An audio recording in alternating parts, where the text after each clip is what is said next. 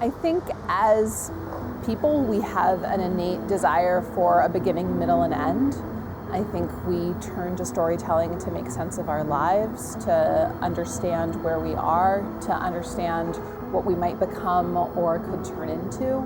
I think a well-written story is dangerous at its best. A well-written story should change you in some way, change something inside you, open some part of you that had been closed, allow you to see something in greater fullness and complexity.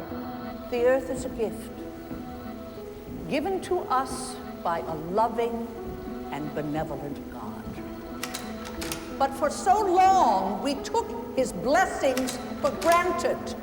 When I create a character, I take my own personality, my likes, my dislikes, my beliefs, my politics, my habits, all the different aspects of myself, and I kind of spread them all out on a table and then sprinkle them into all the characters on stage.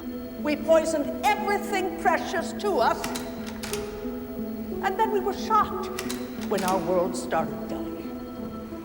I try to have empathy, or at least understanding, for where my characters are coming from, for what they're afraid of, and especially for characters who are looking for a more traditional way of life or trying to revive ancient ways of being.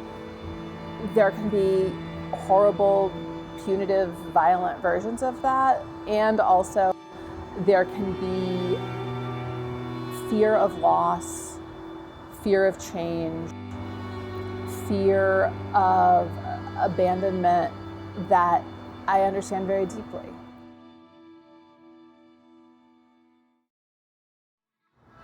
The single biggest narrative, the single biggest story that we're all experiencing right now is climate change, and we are all a part of it. We are a part of it as actors and people who make choices that precipitate its occurrence. We are also a part of it as people who suffer from the consequences. And so the question becomes not, is it happening? Is it real? Is it a hoax? The question becomes, who are we going to be in a climate changing world? What do we want to preserve, and how might we be able to change?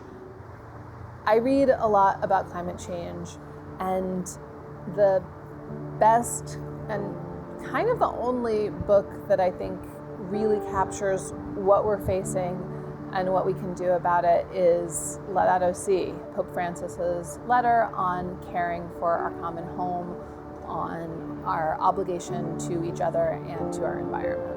I remember when it came out and I read it, and I just felt like someone had finally said what I had been trying to say. Someone had written the story that I had been grasping in the dark to find, how we get to radical love, how we get to justice, how we get to international justice, how we put climate change in the context of poverty and greed.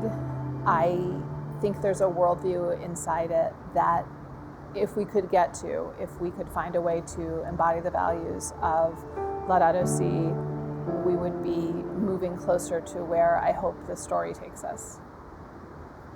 How does the story of climate change end? I don't know. We're in the middle of it. I think sometimes the news can seem so bad and so overwhelming that there's a temptation to retreat to the worst possible outcome in our minds, but the world isn't over. What would it look like to live as though the truth were true? We know the truth about climate change. Now we have to find a way to live as though we felt it.